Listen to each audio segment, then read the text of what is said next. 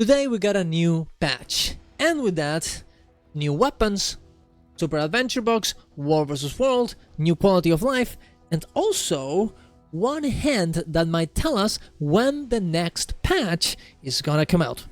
Subscribe to the channel for more content like this, go to my Ko-Fi if you want to support me, and let's get into it.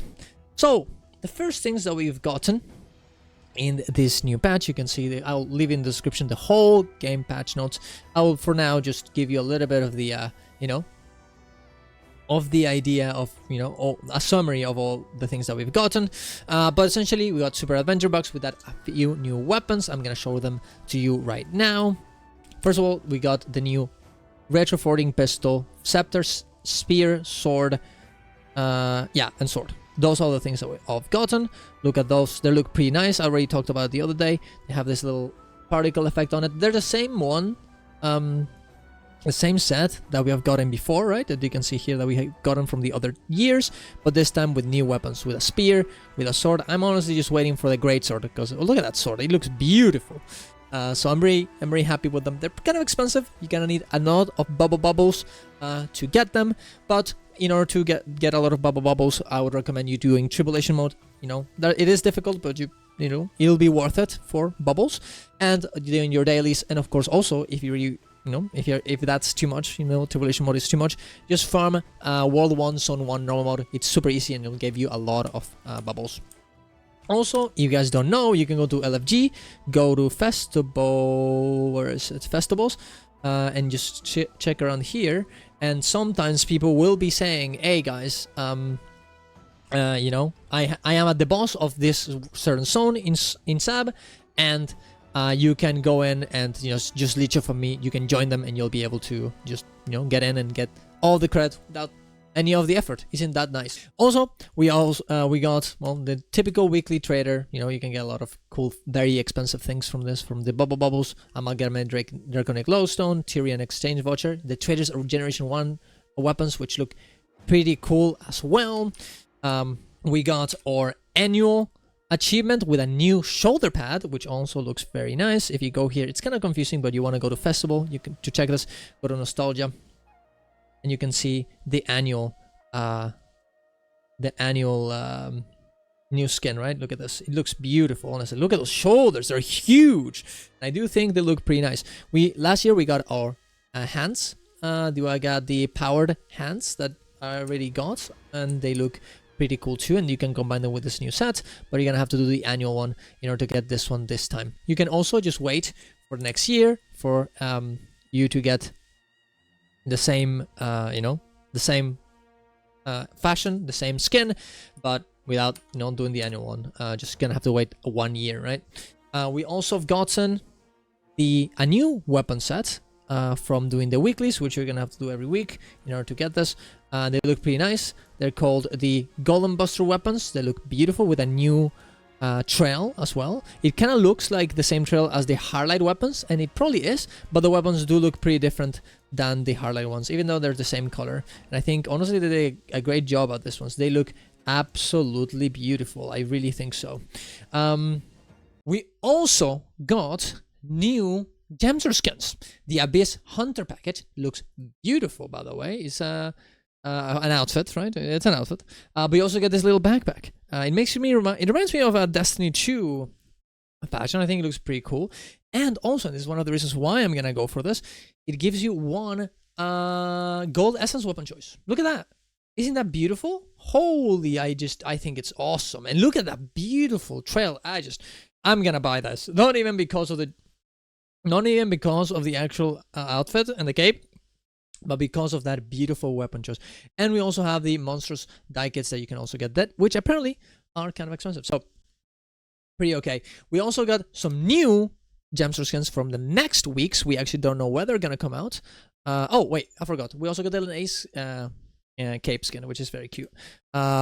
I forgot about that one. But also getting this Spine Shield Roller Build skin, which looks beautiful. Look at that little guy. I think it looks very nice, and I think I will buy this one in particular because Jesus, it just looks pretty nice. It looks pretty nice, and I think that's about it. So we'll have to wait and see which things we get this next few weeks. I'm very interested in them. Oh, actually, I forgot. No, I was wrong. The lace cape skin is actually not coming. It's not right here. It's gonna come out later. And I think it looks kind of cute, right? Has some cool design on it. It's kind of transparent. We don't really have skins like this, so I'm very excited for them. We actually usually get this, and you can definitely follow this guy. That shaman is the one that usually data mines this kind of stuff. It's very, very cool.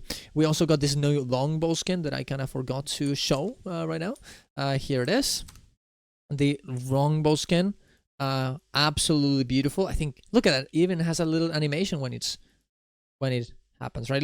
It's so nice. It looks so beautiful. And we're also getting the Raven Greaves skin for boots. All of these ones, as I said, the beetle, the longbow, and the backpack, and of course this boots will happen in the next few weeks. We don't know in which order, but they'll come into the Gemstore. Absolutely beautiful skins. I think I really like this ones in particular because of that little feather thing on the edge of the boot. So very, very cool.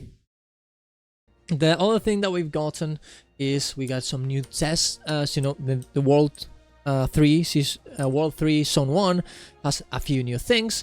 You can see them right here. We got new shops, new blue oozes, which honestly don't do that much. There's oozes, but they're blue. They got secret caves with a few achievements, a coin collection adventure, which I haven't found. I'm hoping that they did put it in the game, and a new achievements to go along with them. They actually give you some cool stuff. Yeah, there you go. Master of Coins, get a gold reward in Gordon's Time Challenge Adventure in the World 3 Test Zone. You also got the seed generation on the 3. You get all of these choya seeds from this place, and this will allow you to get a dictionary to talk to the choyas in the zone, which is actually kind of cute. And you also got a new bow as well that you can purchase from a specific shop that I'll make a video about, of course. And you also need to get all the green bubbles, and that's it. Those are the achievements, right? So pretty cool new stuff. They also changed the mega bomb so you can it has ammunition instead of bubbles, so you can use it without using your bubbles. We got some new decorations as well that I'm guessing I'm gonna go check them right now. I haven't seen them, which means pretty cool, right? You can get the super grand great, super owl statue, super red crystal, and jackal rental post, so you can make your whole look like an actual, SAB place, which I think it's pretty cool. Let me see if we can. I guess I would have to buy them. I'm not gonna be able to show you. Well, they should be here, and you're gonna be able to buy them, right? But personally, I sadly don't have them, so I can't show them to you. But they are there, which is pretty cool. We also got the special objectives available in Worst Vault to turn extra astral acclaim as for us, right?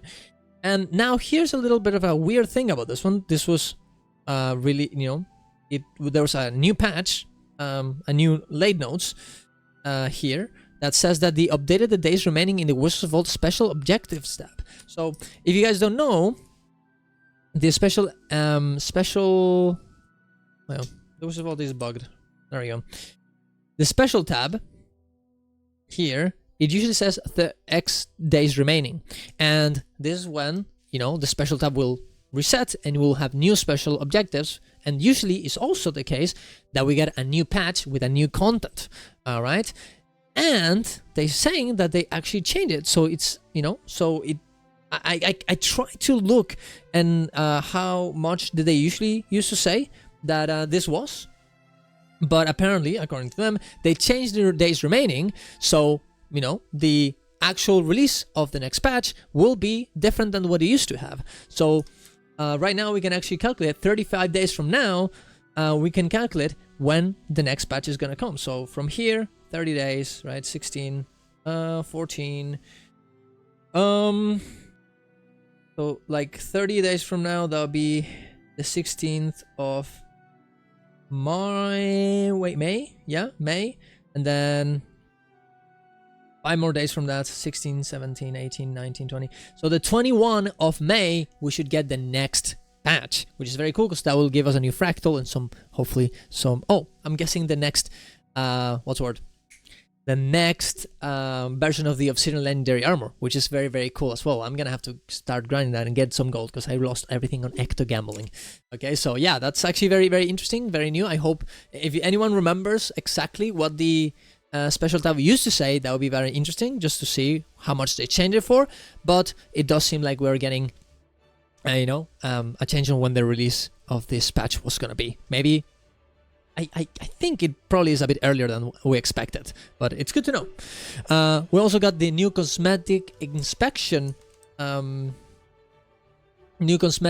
cosmetic inspection tool that will, let us inspect people around us. I already made a video about it, but it looks pretty nice. I think it's pretty cool feature. I was just running around checking people's fashion and being like, oh, which, what person is using what, and oh, that's a cool skin. Maybe I could make a fashion with that specific shoulders or hands or whatever, right?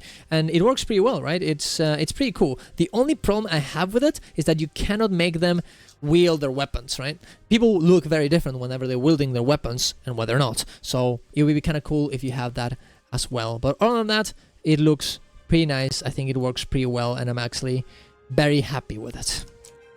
The next thing we have... Oh, also, I forgot about this one. Many of the skins that, you're gonna see are gonna have what's the word?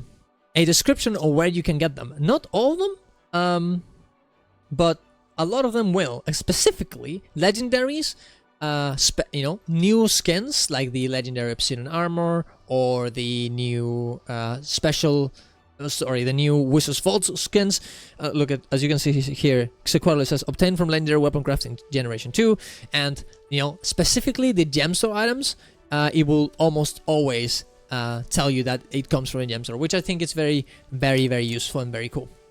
Which I guess they do want to know that it comes from a gemstore, so you can go and buy it. But there you go. We also got a new this is so cool, actually. I'm super happy about this one in particular. Jade Tech Offensive Protocols and Jade Tech Defensive Protocols have received the following updates. Increase the duration of Jade Tech Offensive and Defensive Overcharge effects per activation from 15 minutes to 45 minutes. Increase the maximum stack duration from Jade Tech Offensive and Defensive Overcharge effects from 2.25 hours to 3 hours, and remove the timeout period for applying additional Jade Tech Offensive and Defensive Overcharge effects and shorten the duration of the interactions.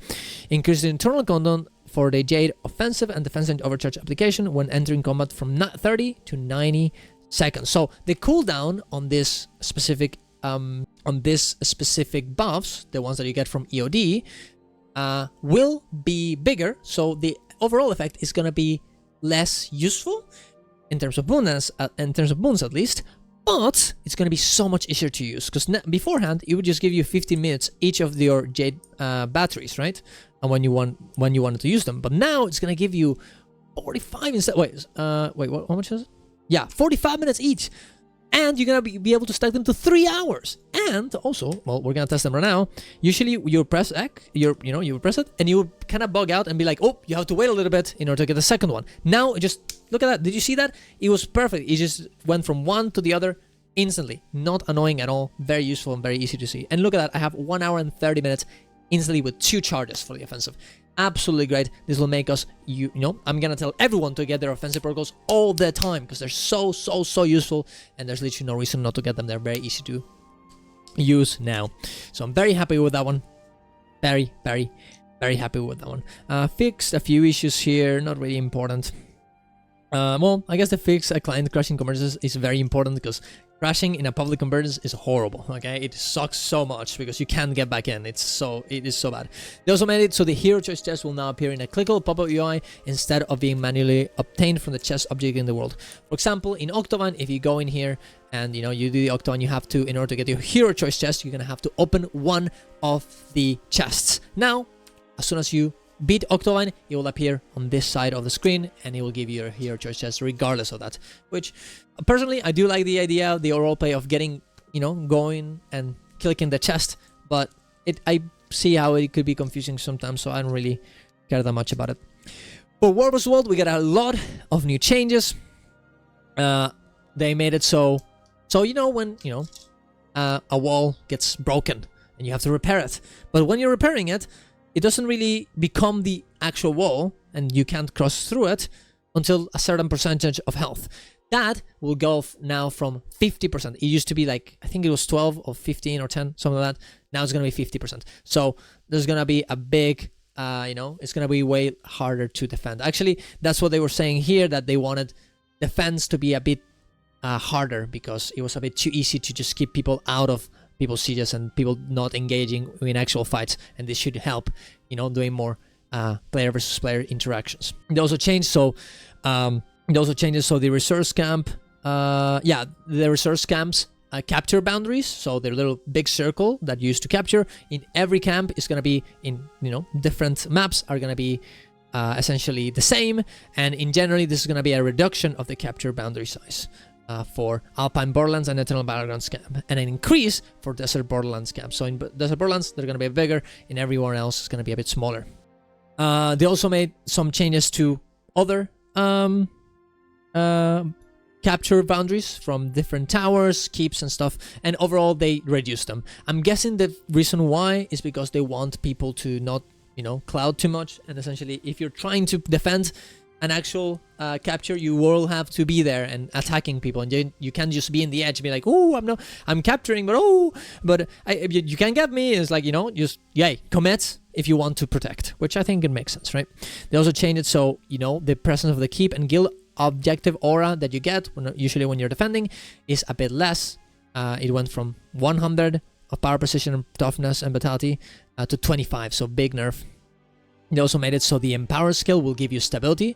The Empower skill that Keep Lords will give to their allies will give stability to them, which I'm guessing it's because they want you to be thinking about this and the Lord, and actually, you know, interrupting him in some sort of way, so he doesn't do the Empower healing skill, so it's a bit more impactful, which sounds very fun. Sounds a bit hard to do, but it does sound fun. They also make it so the Siege Golem no longer causes capture objectives to be contested in War vs. World, because I'm guessing people were going into the capture objectives, just putting a Siege Golem in there, just because it's very tanky, so they can never, you know, capture the thing, right? Flame Ram's Iron Will now share a cooldown between players, because I'm guessing what people were doing is that they were, you know, changing people into the same flame ram to just do the Iron Will ability to give everyone around you less damage done to them over and over and over again, which definitely is not intended. The Siege Disabled effect marker has been removed from siege weapons affected by siege disruptors as well. They also made some changes to the currencies. I think they said that the memories of battle, they're not going to be available to be brought from Dugan, because there are too many in the markets and they're losing their actual price. They're going down in price, and they don't want that. And they also made it so the Testimony of Heroics can be traded in order to get Testimony of Jade Heroics, and now you can essentially buy everything with Jade Heroics. In this way, it's a bit, less tabs on the vendors, which I think it makes sense, right? They also made an option to exchange boxes of Grandmaster Marks for Grandmaster Marks shards, which is, I guess, kind of nice as well. Then they also get some balance. If you want the, insanely good balance decks, I would definitely go to Watch Mighty Teapot, but I'm gonna give you a summary anyways. Engineer, they nerfed us a build that you would go into with your Holosmith and you would explode and kill everyone around you. They nerfed that one, right? And they also nerfed Shortbow a little bit, because Heal Scrapper is useful, and Shortbow might not be insanely good in many places, but in War World it was, and it was over, it was a bit too much.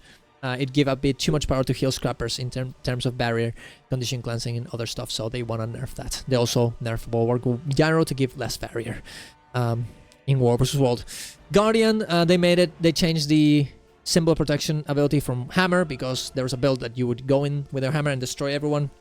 Nerfed a little bit. I'm not sure if that's actually going to kill that build. It was pretty unique build anyways. I don't think that many people were using it, but there you go. It was a bit of a meme build, I'm not gonna lie. Mesmer, they nerfed a little bit of Mesmer in PvP actually, which is kind of interesting, and they fixed a few bugs. Specifically this one that apparently people were kind of abusing to, well, not abusing, but they were using to be a bit more powerful than what Arenanet wanted you to. And yeah, they're essentially nerfing it in PvP. As well, because I guess it was a bit too powerful and it was competing with other supports. For Ranger, they what did they do? Oh, they nerfed Mace a little bit, because I guess it was a bit too powerful. To be fair, I think it's fair that they want you to use other weapons than Mace. I know it's a new weapon and everyone wants to use it, but you probably don't want the same weapon being used in PP all the time. They also fixed a bug from Revenant. True Nature, sometimes you will press it and it would just instantly do, both of the facets instantly, and it was a bug, and it was very annoying, and they fixed it. Feels good. Apparently, this has been a bug since release. I didn't even know that, but there you go.